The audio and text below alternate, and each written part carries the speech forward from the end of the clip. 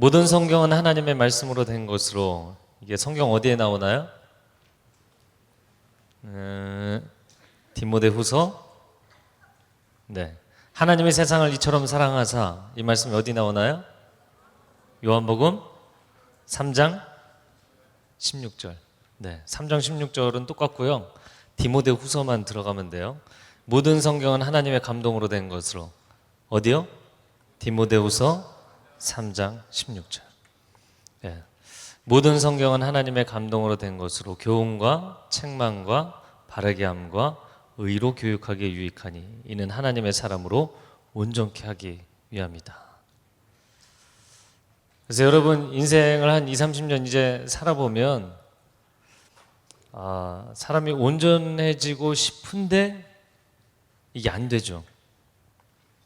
똑바로 걷고 싶은데 휘청거리죠. 바르게 서 있고 싶은데 자꾸 쓰러지죠. 사랑하고 싶은데 미워지고, 소망으로 가득 찬 인생이면 좋겠는데 절망이 자꾸 밀려오고. 저만 그런가요? 여러분 그러시죠? 네. 그런데 성경에 우리에게 소망의 약속이 있는데 디모데후서 3장 16절을 보니까 이 성경을 읽으면 사람이 온전해진대요. 주 안에 온전케 되리. 그럼 주님이 뭐 안에 온전케 되느냐? 주님이 우리에게 주신 생명의 말씀 안에서 우리가 온전케 될 줄로 믿습니다. 교훈과 책망과 바르게 함과 의로 교육하기에 유익하다.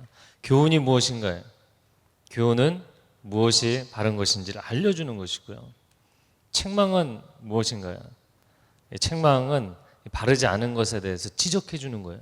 교훈과 책망과 바르게 함, 지적만 해주는 게 아니라 그걸 고쳐주는 거예요. 커렉션입니다. 마지막 네 번째, 의로 교육하는 건 무엇입니까? 바른 그 의 안에 하나님이 정말 기뻐하시는 그 진리와 기준 안에서 당신을 자라가게 하신다. 그래서 하나님의 말씀, 모든 성경은 하나님의 감동으로 된 것으로 교훈과 책망과 바르게 함과 의로 교육하기에 유익하다. 하나님의 사람을 온전케 하는 그 온전한 말씀이 여러분 손 안에, 이 손 안에 있는 줄로 믿습니다. 아멘. 그래서 제가 어제 화성 때도 얘기했지만 젊은 날 말씀을 읽으셔야 돼요. 내가 노년이 돼서 이제 나이 많이 들고 나서 아무도 찾아오는 이 없고 인생에 스케줄도 없고 그냥 골방에 앉아서 성경이나 봐야겠다. 그때 보시는 게 아니고요. 지금 내가 인생이 한창 치열할 때, 많은 일들을 하고 많은 사람을 만날 때, 그때 인생을 잘못 가면 안 되잖아요. 그래서 빌 하이벨스 목사님이 바쁘니까 기도합니다.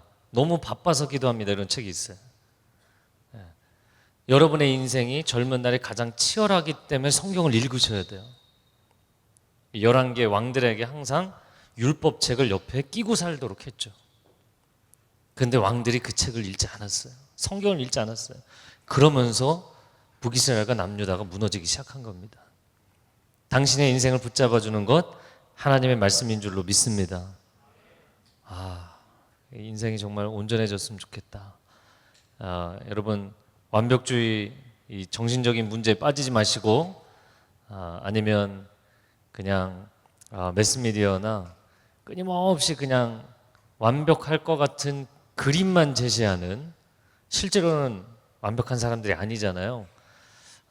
그런 영상 매체에 속지 마시고 여러분 자신이 하나님 말씀 안에서 온전하게 성장하고 성숙해가는 삶이 되기를 주님의 이름으로 축복합니다. 네, 오늘 73쪽 5권의 시가서를 보도록 하겠습니다. 네, 시가서 5권 순서대로 한번 읽어주세요. 시작. 욥기, 시편, 잠언, 전도서, 아가서. 네, 욥기, 시편, 잠언, 전도서, 아가서. 욥기의 특징은 족장 시대다 얘기했죠. 욥기가 시가서기 때문에 성경의 중간에 들어왔을 뿐이에요. 무슨 얘기인지 아시겠어요? 그러나 사실 족장 시대, 아브라함, 이삭, 야곱, 요셉 그 시즌의 이야기라는 거예요. 그리고 시편의 특징은 이거는 정말 사람들의 신앙 고백, 그걸 담아놓은 책이죠. 굉장히 오랜 기간에 걸쳐서 쓰여진 책입니다. 잠언, 전도서, 아가서 이 세 권의 특징은 누가 썼다? 네, 솔로몬. 네, 이게 대답을 앞에만 하지 마시고 뒤에도 하시면 굉장히 아름다울 것 같아요. 네, 이 세 권의 책의 저자가 누구라고요? 네, 솔로몬입니다. 근데 이 세 권이 분량 순서로 지금 성경에 기록이 되어 있기 때문에 실제로 기록 연대로 보면 솔로몬이 젊은 날 쓴 게 어떤 책이라고요? 네, 아가? 네, 아가 맞습니다. 아가서. 젊은 날 사랑에 빠져서 인생의 중년에 지혜를 모아놓은 지혜 모음집이 어떤 책입니까? 잠언. 네. 굉장히 이렇게 뭐 말하기 싫은데 말한다는 듯이 잠언 막 이렇게 얘기를 하시는데, 네, 조금만 배에 힘을 줘보세요. 그리고 솔로몬이 인생 다 살아보고 내가 다 해봤는데 다 별거 아니야. 꼭 다 해본 사람들이 이렇게 얘기하죠. 네, 다 하고 나서 인생은 무상하다. 그래서 하나님을 알아야 된다. 이게 어떤 책입니까? 네, 전도서입니다. 네, 욥기부터 한번 보도록 하겠습니다. 욥기 여러분 73쪽 밑에 고난의 문제를 거기 한번 읽어볼까요? 시작. 고난의 문제를 다룬 웅장한 극시로서 의인 욥이 모든 것을 잃어버렸으나 끝까지 하나님을 믿는다는 내용을 다루었다. 네, 욥기에 대해서 사람들이 거기 고난의 문제를 다루었다 하는데 고난에 동그라미 치시고요. 성경에서 욥만큼 고난을 당한 사람이 있을까요? 물론 족장시대를 보면 야곱이 굉장히 인생을 힘들게 살았어요. 근데 야곱이 인생의 고난을 당하고 내 인생 참 험악한 세월을 살았다. 바로 앞에 서서 무슨 자랑이라고? 난 참 인생을 험악한 세월을 살았다. 이렇게 야곱이 이야기를 했는데, 야곱은 자기가 잘못한 거 없는데 하나님이 고난을 주셨나요? 아니면 자기 잘못으로 인한 자업자득이었나요? 후자가 훨씬 강했죠. 근데 욥은 자기가 기여한 잘못이 있나요? 사실 뭐 직접적인 이유는 없다고 보여요. 성경을 통틀어서 가장 고난을 당하신 분은 물론 예수님이시고요. 아마 그 다음은 욥이 아닐까 싶어요. 사람들은 고난의 문제 그러면 욥기를 생각합니다. 근데 욥의 인생만 고난인가요? 욥기를 읽는 것 자체가 고난이죠. 솔직하게 말해서 나는 욥기를 처음부터 끝까지 맨정신으로 다 읽었다. 오, 대단하신 분들이에요. 고통스럽지 않으셨어요? 그거 뭐 이해는 되세요? 만약에 그게 공감이 되면 굉장히 인생의 고난을 경험해 보신 분이 있어요. 자, 그런데 욥기를 보면서 사람들이 던지는 질문이 이것입니다. 왜 하나님께서 의로운 욥에게 고난을 주시는가? 어떻게 선하신 하나님이 의인에게 고난을 주실 수가 있는가? 자, 저를 한번 따라해 보세요. 모든 질문에는 답이 있다. 네, 그래서 모든 질문은 좋은 질문인데 왜냐하면 그 질문에 이미 답이 있기 때문입니다. 선하신 하나님이 어떻게, 벌써 이렇게 이야기하는 순간 뭐예요? 하나님이 선하셔? 이런 이 억한 감정이 있죠? God is good. 하나님은 선하시다는 그 명제에 대해서 정서적으로 동의가 안 되는 거예요. 믿음이 없으면 지혜는 열리지 않습니다. 자, 여러분이 어떤 사람하고 만나는데 그 사람을 신뢰하지 않아요. 신뢰하지 않는데 그 사람이 확 진지한 얘기를 해요. 그 말이 받아들여지나요? 여러분이 미팅, 소개팅 나갔어요. 근데 이 사람하고 계속 만나고 싶다, 내지는 결혼하고 싶다는 생각이 아니라 오늘 폭탄이 터지겠다, 이런 생각이 들고 그 자리에 앉아 있어요. 어떻게 하면 그 자리를 뜰까? 그럼 그 사람이 하는 얘기가 들려요, 안 들려요? 하나님에 대한 신뢰가 없이 욥기를 보면서 사람들이 질문을 던집니다. 그리고 욥기는 열리지 않습니다. 인간의 고난의 문제에 대한 하나님의 지혜는 열리지 않습니다. 그래서 욥기를 보면서 하나님은 선하시다는 것을 저는 신뢰합니다. 그 신뢰를 가지고 욥기를 읽어야 욥기가 전혀 다르게 보이게 돼 있어요. 그걸 어떻게 신뢰하느냐? 내가 지금 인생이 힘들고 어려운데. 여러분, 젊은이들이 특징이 무엇입니까? 자기 인생이 힘들면 누구 원망해요? 크리스찬, 난 크리스찬 빼고. 네? 부모님. 굉장히 정직하신 분이세요. 할렐루야. 성경이 아마 금방 열릴 것 같아요. 부모 원망하죠. 하여튼 부모 때문이라고. 나를 왜 이렇게 태어나게 했고, 왜 이렇게 키워서, 우리 집은 도대체 왜 그래서, 왜 나를 재정적으로 서포트해주지 않아서, 나를 왜 정서적으로 이렇게 지지해주지 않아서. 여러분, 인생이 다 부모 탓입니까? 그래서 제일 미숙한 사람이 자기 부모 탓하는 사람이에요. 나는 그 이상을 벗어날 수 없습니다. 스스로 선언하는 것과 같잖아요. 이 사람들을 보면 신앙생활 하면서 대부분 하나님 원망합니다. 미안하지만 당신이 아무리 진지하게 질문을 할지라도 하나님을 불신하고 하나님을 원망하는 신앙은 아직 미숙한 신앙이에요. 하나님에 대한 신뢰는 신앙의 파운데이션입니다. 기초입니다. 그래서 제가 수많은 사람들이 인생에 고난 당하는 것을 보면서, 저도 당해봤고, 사람들을 보면서 어떤 사건이 일어나느냐의 문제가 아니라 그 사건을 어떻게 해석하느냐의 문제예요. 어떤 사건이 객관적으로 일어났느냐의 문제가 아니라 그 사건을 어떻게 해석하느냐의 문제예요. 그래서 어떤 사람은 굉장히 작은 일이 일어났는데 쓰러져 갖고 넉다운 돼서 못 일어납니다. 나는 이제 끝났어. 어떤 사람은 굉장히 큰 사건이 일어났는데 그런데 넉넉하게 하나님 은혜 가운데 해석하고 일어나는 사람들이 있어요. 그 결정적인 차이가 무엇이냐면, 이 물체가, 그래서 공 같은 게 바닥으로 뚝 떨어지는데 이 바닥이 단단하잖아요. 그러면 맨 밑에 떨어졌을 때 다시 치고 올라오게 돼 있어요. 인생은 밑바닥에 떨어지면 다시 치고 올라오게 돼 있습니다. 하나님에 대한 신실한 믿음이 있는 사람, 하나님을 신뢰하는 사람들은 다시 치고 올라옵니다. 그런데 하나님에 대한 신뢰가 없는 사람들은 마치 진흙탕과 같아요. 처박히는 거예요. 공이 아무리 탄력이 높아도 소용이 없어요. 하나님이 인생에게 엄청난 회복력을 주셨거든요. 탄력이 있는 공처럼 다시 솟아오를 수 있는 힘을 주셨거든요. 근데 하나님에 대한 믿음의 파운데이션이 없는 사람은요, 다시 올라오지 못해요.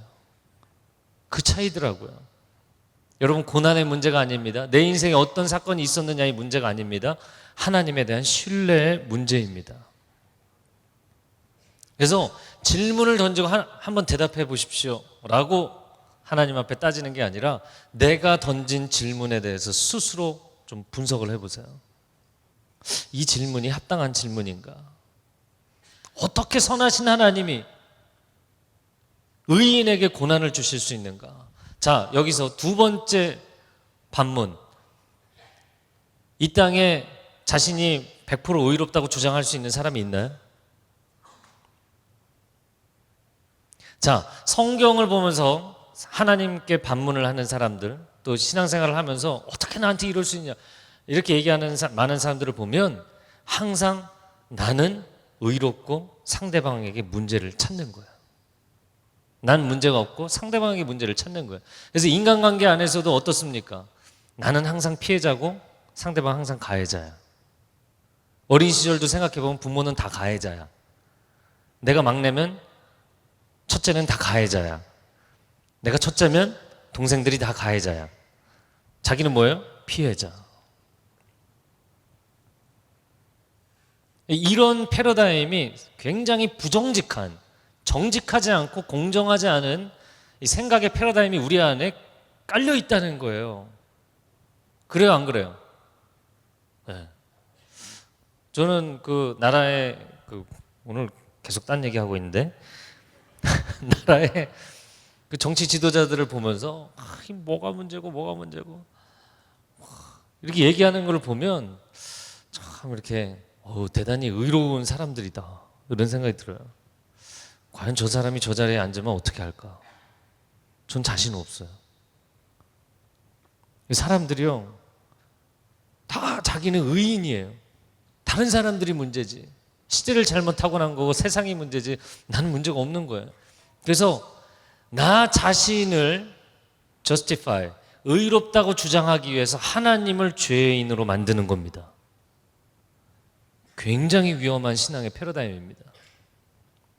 이게 신앙의 자기중심성이에요. 제가 오늘 새벽 예배 때 얘기했던 건데, 하여튼 간에 화성도 새벽 예배도 나오시는 분들은 다 이게 연관이 되실 거라고 생각이 됩니다. 물론 뭐 다 나오시라는 얘기는 아니에요. 물론 다 나오시면 은혜로워요. 근데 오늘 새벽 예배 때도 얘기한 거지만, 죄보다 더 무서운 게 셀프-센트리즘, 자기중심성이에요. 내가 중요한 거야. 내가 중요하기 때문에 선악과도 따먹은 겁니다. 나를 업그레이드 할 수 있어? 하나님 뭔가 숨겼겠지. 하나님에게 문제가 있겠지. 자기가 하는 행동에는 아무런 문제 제기를 하지 않아요. 자기가 던지는 퀘스천에는, 질문에는 아무런 문제 제기를 하지 않아요. 여러분, 인간이 정직하기만 해도 정말 이 영성은 그래서 정직성이라고 저는 생각합니다. 하나님이 누구이신지를 알게 되고, 내가 누구인지를 알게 되고, 세상을 바르게 볼 수 있는 눈이 생기게 돼 있어요. 네. 제가 얼마 전에 계속 딴 얘기 하고 있죠. 얼마 전에 그 한 분이 이메일을 보내셨어요. 누군지 알려고 하지 마세요.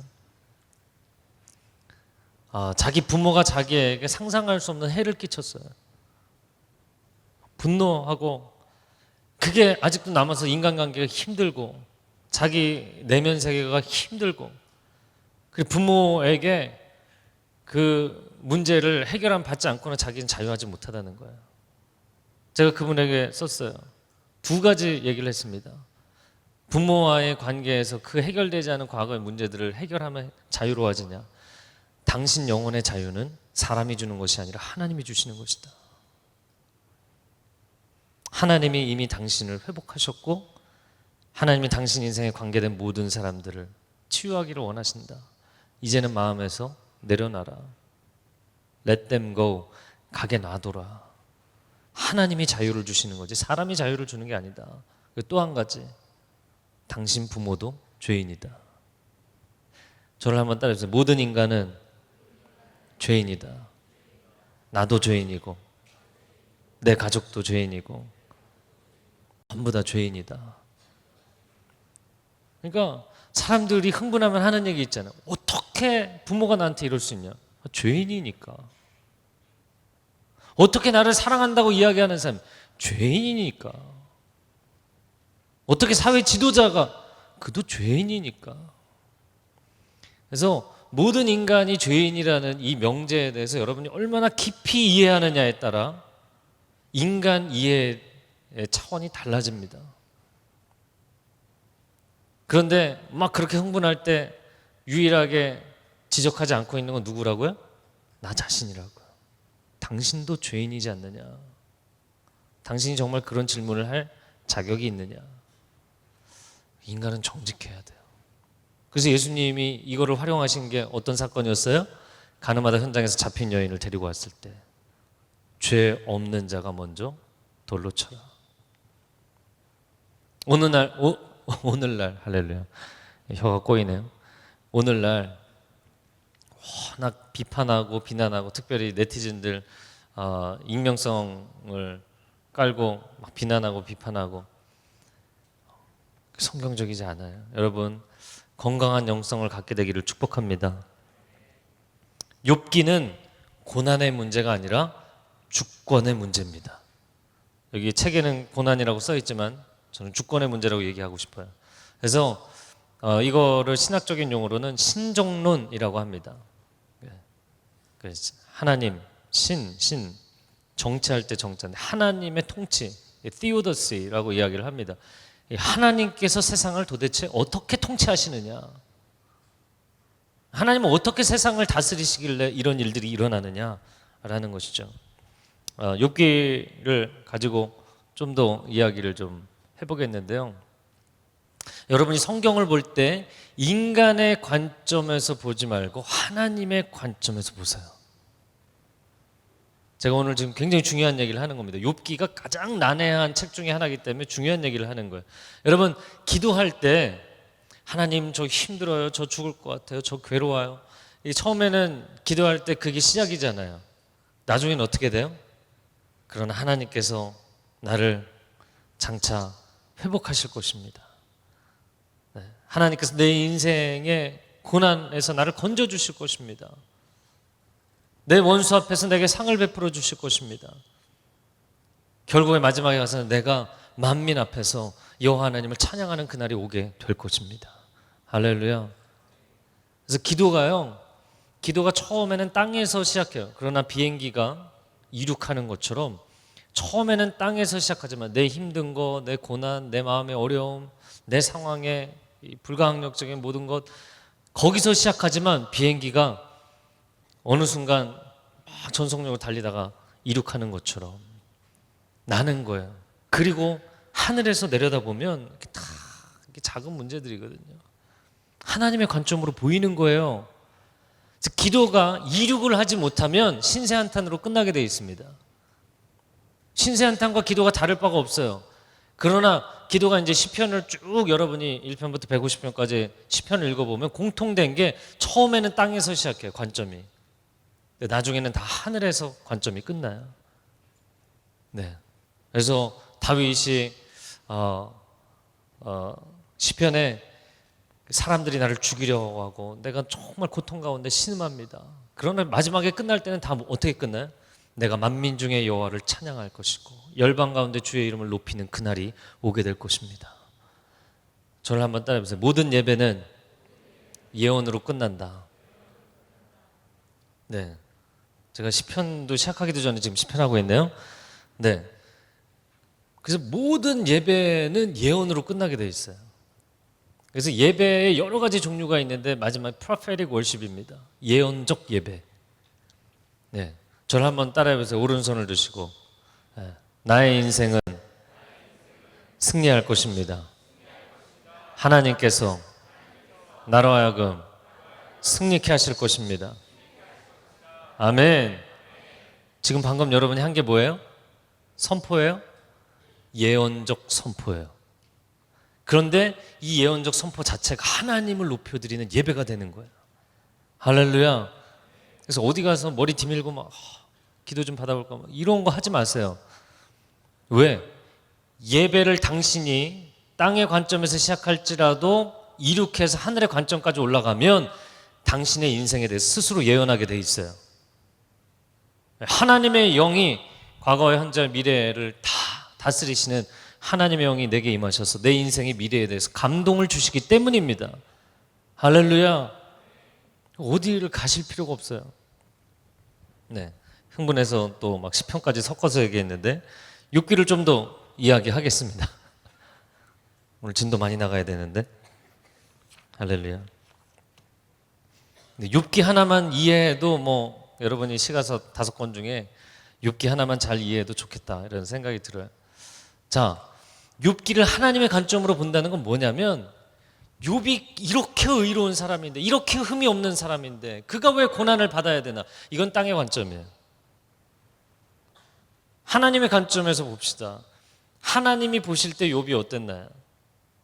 하나님이 보실 때 욥에게 왜 고난을 주셨나요? 자, 사람들이 선하신 하나님이 어떻게 의인에게 고난을 주실 수 있느냐라고 이야기할 때는 이런 의미가 깔려 있습니다. 얘기하자는 하나님이 사단하고 게임 한번 하시려고 욥과 같이 훌륭한 사람을 그렇게 쉽게 내주신 거라고. 걔야 뭐 고난을 당하든 말든 그냥 사람 하나인데 하나님이 그렇게 내주셨나요? 욥은 고난을 당하든 말든 하나님은 천상의 라운지에서 소파에 누워서 TV 켜고 오징어 땅콩을 드시면서 이런 장면을 사람들이 사실은 생각하고 있잖아요. 그렇지 않나요? 근데 아니 그 질문이 그런 억한 심정이잖아요.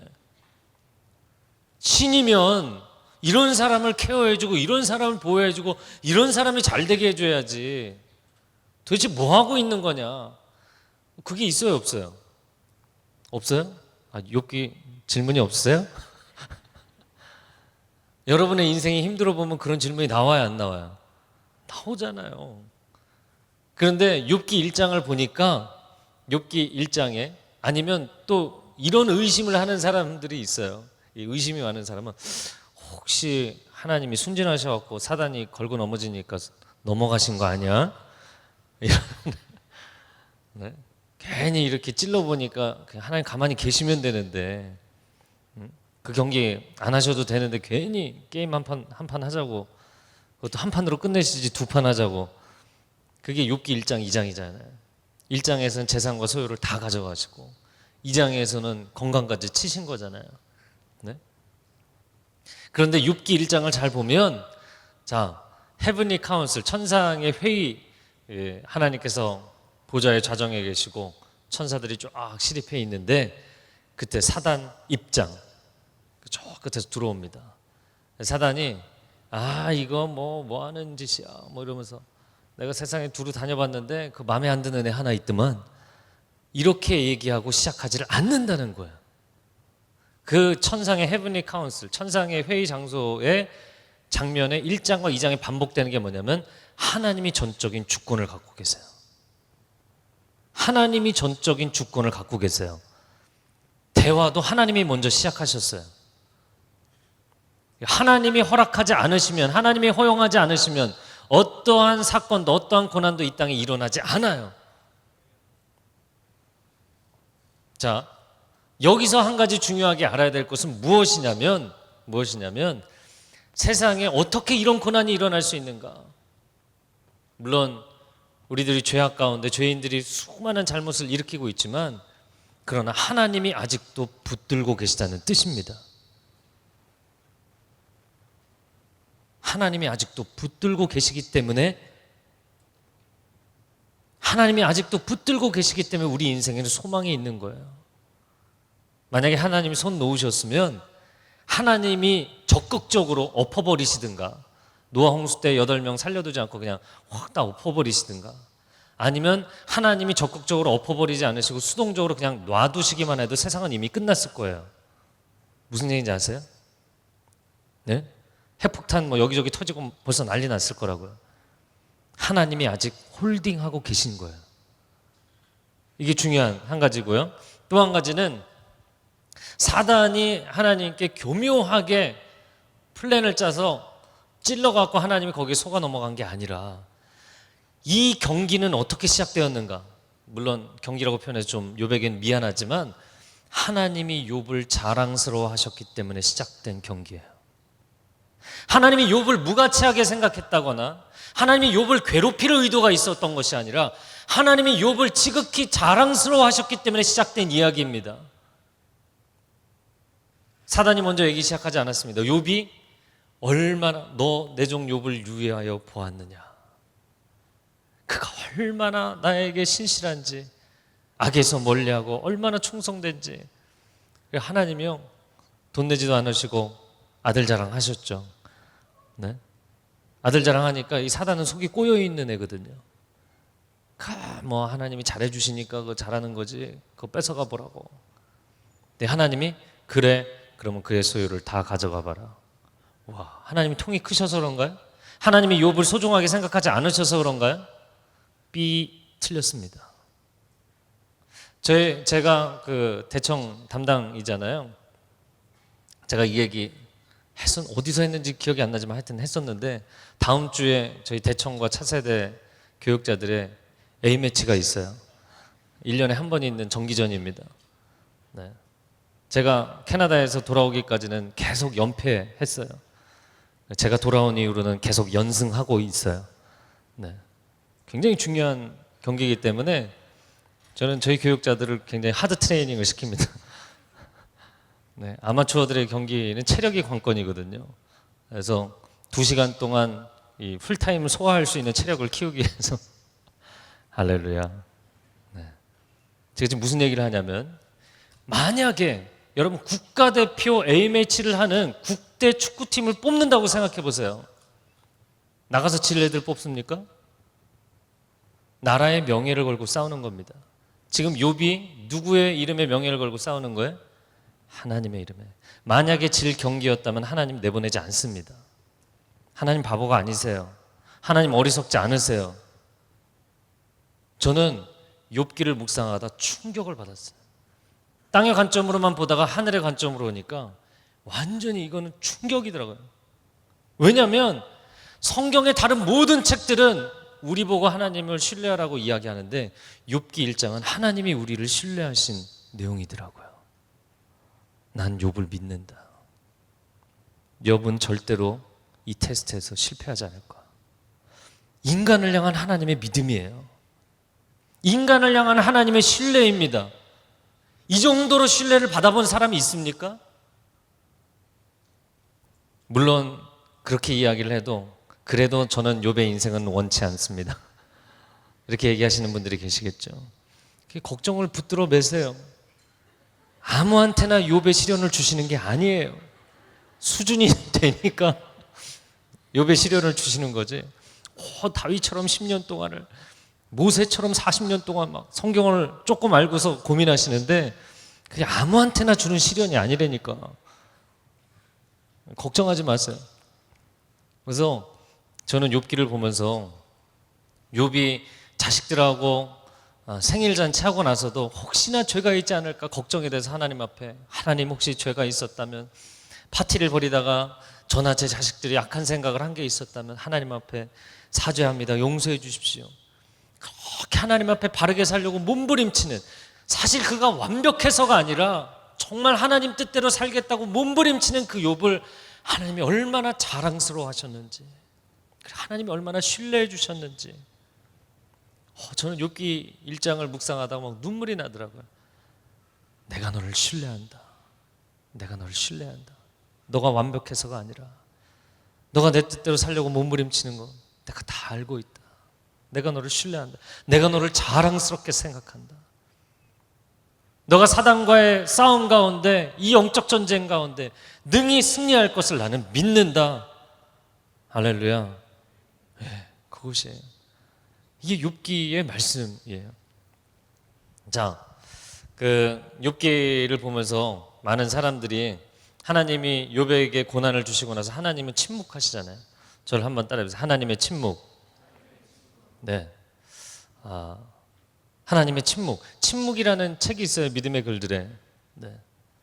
그래서 사실 욥기하고 일맥상통하는 일본 선교의 굉장히 고통스러운 순환의 역사에 대한 책입니다. 관심 있는 분들은 읽어보시면 네, 더 깊은 절망과 고민에 빠지게 될 것입니다. 하여튼 그런 고민도 해보셔야 돼요. 근데 그 욥기 1장, 2장에 하나님 등장하시고 사단이 등장하고 욥의 고난이 있고 자식도 다 죽고 재산도 다 잃고 아내는 어떻게 했어요? 야, 하나님을 욕하고 죽어버려라. 아내가 떠났어요. 아내는 그 대사를 위해서 살아남게 해두셨나 봐요. 죽지는 않았는데 네, 떠나셨어요. 욥기 3장부터 37장까지 하나님이 한 번도 말씀하지 않으세요. 하나님의 침묵. 그럼 하나님의 침묵은 도대체 뭐냐는 거예요. 내가 이렇게 고통하는데, 내가 이렇게 부르짖는데 왜 대답이 없냐는 거예요. 왜 대답이 없어요? 나를 포기하셔서? 사람들은 하나님의 침묵은 하나님의 포기라고 생각합니다. 포기하셨구나. 포기하신 거야. 아니면 나한테 애정이 없으신 거야. 나를 특별히 사랑하지 않으시는 거야. 나의 고난에 대해서 하나님 관심이 없으신 거야. 이런 생각들을 해요. 근데 그렇지 않다는 거예요. 하나님께서 욥이 고난을 당할 때 하나님은 도대체 뭘 하고 계셨느냐. 제가 한번 이것도 나눴던 것 같은데요. 캐나다 가기 전이었던 것 같아요. 지금부터 한 10년 전 정도 된 것 같아요. 이게 수능 날이었어요. 뉴스를 봤는데 수능 날은 온 국민의 관심사잖아요. 네. 오늘 수능이 어려웠냐 쉬웠냐 뭐 이런 정도는 관심이 다 있잖아요. 수능 시험이 끝난 날 저녁에 9시 뉴스였습니다. 이게 메인 뉴스 시간이에요. 처음에 보여주는 건 뭐냐면 아침에 늦는 사람들, 그런 사람들만 시리즈로 보여주더라고요. 그럼 보면 막 이 공감대가 형성이 되잖아요. 근데 어떤 학교 앞에서 카메라가 이렇게 비추고 있는데 시간이 되니까 철문이 끼 하고 닫히더라고요. 근데 저 멀리에서 퀵이 달려오는 거예요. 퀵 오토바이가. 달려오는데 보니까 뒤에 학생이 앉아있고 엄마가 앉아있어요. 이미 철문이 닫혔는데 학생이 내리고 엄마가 내렸어요. 막 두드리고 막 사정을 하더라고요. 근데 그 장면, 그 짧은 장면을 어떻게 잡았는지 하여튼 간에 그 철문을 열어줬어요. 이건 뭐 미국 같았으면 이런 일은 없습니다. 한국이니까 통용되는 건데 문이 닫혔다 열렸어요. 학생이 들어갔어요. 그 뒤를 카메라가 딱 비춰주는 거예요. 뭐 처절하죠. 근데 왜 처절하냐면 가방을 엄청나게 큰 걸 메고 있더라고요. 네. 뭐 그거를 이 친구가 공부하겠습니까? 네? 공부할 리 없죠. 근데 뭐 늦은 시간에 그거 한 가방을 메고 막 달려 올라가는 거예요. 그런데 또 보니까 학교 교실 건물이 저 한 150m 멀리 있는데 오르막길이야. 거기를 막 이렇게 달려 올라가는 거예요. 그 다음에 그 학생을 비추다 말고 그 다음에 누구를 비췄을까요? 엄마가 어디 있었을까요? 철문에 이렇게 붙어 있는 거예요. 철문에. 이제 떡들이 이렇게 늘어져 있는데 그 한가운데 제일 긴 떡처럼 이렇게 늘어져 갖고 붙어 있는 거예요. 참 기자는 못할 짓이라고 저는 생각이 됩니다. 기자, 어머니에게 다가가 마이크를 건네며 던진 질문이 뭘까요? 지금 심정이 어떠십니까? 지금 심정이 어떠십니까? 잔인한 거죠. 잔인한 질문이에요. 근데 저는 그때 그 어머니가 했던 대사가 하나님의 음성으로 들리더라고요. 그때 그 어머니가 뭐라고 이야기를 하냐면 애절한 눈빛으로 내가 저 아들 대신 시험을 봐줄 수만 있다면, 내가 저 아들 대신 시험을 봐줄 수만 있다면. 근데요, 여러분, 우리가 고난을 당할 때 시험장에 들어갔어요. 하나님이 여러분의 시험을 대신 봐주실 수 있나요?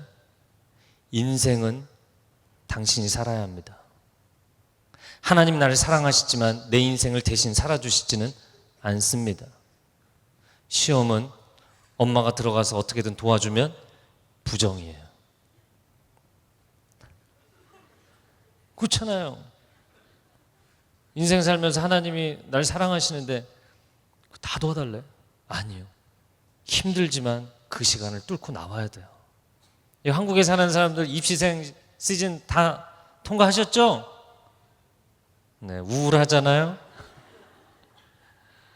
기억하기도 싫은 그 시즌을 다 지나온 거예요. 근데 제가 자식을 키우면서 저희 지금 첫째 아들이 이제 5학년인데 이제 조금 그런 일들이 있어요. 자식을 키우면서 제일 힘든 때가 언제인 줄 아세요? 애가 힘들어하는데 아무런 말을 해줄 수 없을 때. 친구들하고 문제가 생겼어요. 야, 어떤 녀석이 널 괴롭혀. 아빠 가서 해결해 줄게. 이런 거 하면 돼요, 안 돼요? 애를 망치는 거지. 애를 마마보이 만들고 결국 그러다가 애가 따당하지 않겠어요? 여러분의 인생에 여러분이 스스로 홈을 벗어야 되는데 하나님 와갖고 푹 찢어주면 어떻게 돼? 하늘 못 날지. 그런데 내가 고난 가운데 있는데 도대체 하나님 뭐 하냐는 거야. 내가 1교시부터 5교시까지 엄마 이름을 불렀는데 엄마는 뭐 하고 있었냐는 거야. 엄마는 지금쯤 나가서 좋아하는 떡볶이와 만두를 먹고 계실까? 그러고 있나요? 그 엄마는 밥도 못 먹고 거기 철문에 매달려 있는 겁니다. 그러다 그 아들이 나오면 눈물을 쏟겠죠.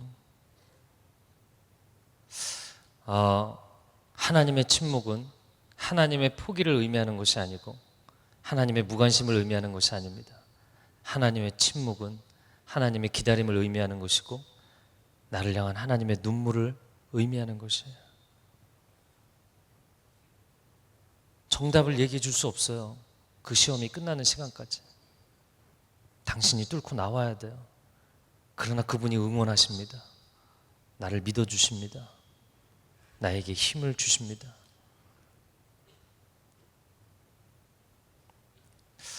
The Passion of the Christ라는 영화 보셨죠? 안 보신 분은 회개하고 빨리 보시고요. 그 영화의 마지막 장면 예수님이 십자가 위에서 달리시고 운명하시잖아요. 고개를 떨구시잖아요. 다 이루었다.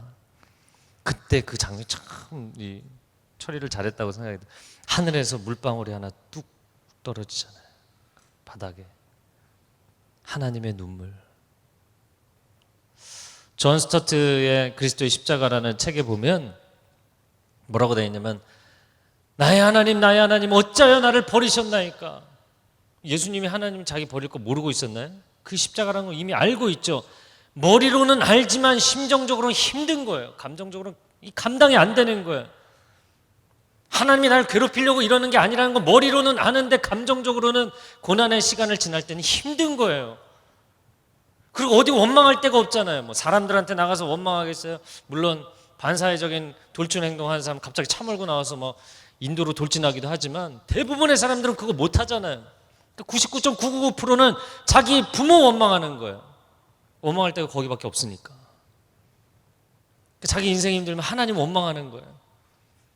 도대체 왜 날 이렇게 힘들게 하냐고, 왜 날 괴롭히냐고. 하나님이 당신을 괴롭히시나요?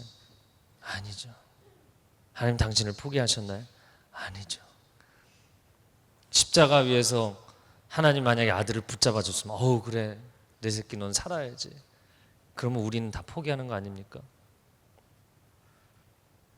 그 아들이 아무리 힘들어도 그 아들이 통과해야 돼요. 십자가를. 그 위에서 죽어야 돼요. 죽는 경험을 해야 돼요. 쇼가 아니라 진짜 죽어야 돼요. 그 시간을 인생이 지나가는 겁니다. 그러나 그 터널 끝에 주님이 서 계세요. 할렐루야. 자, 그런데 욥기의 마지막 부분에 38장부터 42장까지 보면 하나님이 나타나셔서 대답을 해주셨어요. 야, 네가 고난을 당한 건 말이야. 이런 비하인드 스토리가 있었어. 그러나 나는 너를 신뢰해서 이 테스트에 내놓은 거지 사단이 좋아갖고 한 게 아니란다. 내가 너 좋아하잖니. 이렇게 얘기해 주시면 얼마나 좋아요. 뭐라고 얘기하셨어요? 내가 세상에 기초를 놓을 때 너는 어디 있었느냐. 우르릉 쾅쾅. 이게 욥기 38장에서 42장이에요. 네가 나의 주권에 대해서 도전장을 내미냐. 이렇게 얘기하세요. 위로가 돼요, 안 돼요? 네. 위로가 안 되시는 분은 아직 고난 중에 하나님 임재 체험이 약하신 분이에요. 제가 어렸을 때 동네에서 같이 야구를 했어요. 근데 빈터에서 그 공터에서 야구하지 말라고 그렇게 아주머니들이 얘기했는데 말 안 듣잖아요. 그 숨어갖고 이렇게 아주머니들 사라지고 나면 이제 야구하는 거예요. 근데 빵 맞았어요. 할렐루야. 근데 공이 너무 멀리 날아가. 네. 1층 베란다 유리창을 깨고 날아 들어갔어요. 그 순간 형제도 없고 친구도 없고 다 도망가더라고요. 저 혼자 이렇게 공터 한가운데 서 있는 거예요. 운명의 시간을 기다리면서. 아주머니가 나오세요. 흥분하셨어요. 이제 허리에 손을 얹으시고 막 혼내는 겁니다. 눈물이 쏟아지고 뭐라고 할 말이 없어요. 저뿐만이 아닙니다. 공범들이 있습니다. 뭐 이런 얘기 하고 싶은데 거기 이제 가만히 서갖고 아무 얘기를 못 하고 있는 거죠. 6살짜리 거기서 가만히 있는 거예요. 그런데 감사하게도 형들이 도망가서 그래도 누구를 데려와요? 엄마를 데리고 와요. 근데 엄마가 나타나갖고 아유 얼마나 우리 아들이 힘들었니 이렇게 해요? 아니 그 아줌마보다 더 큰 목소리로 막 혼내요. 아줌마가 그냥 애들이 그럴 수도 있죠 뭐 이러면서. 그런데 엄마가 화를 내더라도 엄마 등장, 그 순간 아이의 모든 불안함은 사라집니다. 왜? 엄마가 해결해 줄 것을 알기 때문에. 엄마가 책임져 줄 것을 알기 때문에. 나는 갚을 능력이 없거든요. 돈을 모아놓은 게 없거든요. 저 유리창은 엄마가 갈아줄 것을 알고 있기 때문에. 무슨 얘기냐면 여러분이 인생의 고난 가운데 있을 때 내가 왜 이 고난을 당하느냐 질문하는 것처럼 어리석은 게 없어요. 근데 질문밖에 할 게 없거든요. 운신의 폭이 없으니까 질문을 하는데 사실은 질문을 하지만 답을 기대하지 마세요. 하나님은 답을 주시는 분이 아니고 우리 가운데 임재하시는 분이십니다. 엄마가 나타나는 순간 영혼의 엄청난 릴렉스, 평안이 오는 것처럼 하나님이 임재하시면 해결됩니다. 그러나 고난 가운데 고난은 고난대로 당하고 하나님의 임재마저 잃어버리면 완전히 바닥을 치게 돼 있어요. 그래서 고난 가운데 있는 사람들이 잘하는 게 뭐예요? 잠수 타는 거잖아요. 아, 나 더 이상 예배 안 드려. 나 더 이상 공동체 안 나와. 뭐 내 인생의 이 힘든 거를 누구하고 얘기하겠어. 고난 가운데 유일하게 당신의 그 고난을 뚫고 나올 수 있도록 해주시는 것은 The presence of God, 하나님의 임재입니다. 하나님이 그 날개로 나를 감싸 안아주시면 독수리의 등에 새끼를 업고 나는 것처럼 그분이 나와 함께 하시면 어떠한 고난도 뚫고 나갈 수 있습니다. 그러나 하나님이 함께 하시지 않으면 사람은 매우 작은 고난에도 넉다운 돼서 쓰러지는 거예요. 욥기입니다. 욥기. 할렐루야. 욥기 읽고 싶죠? 네. 욥처럼 살고 싶진 않죠? 네. 욥기를 했어요. 자, 욥기 옆에 있는 사람에게 이렇게 얘기해 주세요. 당신이 참 자랑스럽습니다. 네. 다시 한번 영어로 I'm so proud of you. 네, I'm so proud of you. 이게 하나님이 우리에게 주시는 말씀이에요.